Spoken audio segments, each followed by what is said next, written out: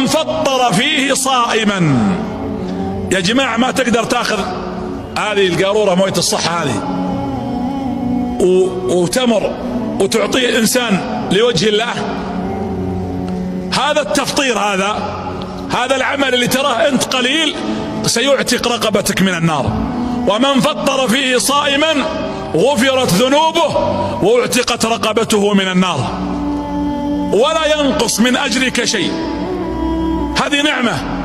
فعتق الرقبة اجتهد، حنا كل ليلة يا رب يا رب ونؤمن خلف الأئمة، اعتق رقابنا ورقاب آبائنا ووالدينا وأحبابنا من النار.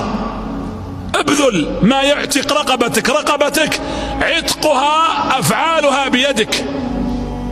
لمن شاء منكم أن يتقدم أو يتأخر فتقدم مع المتقدمين ولا تتأخر مع المتأخرين.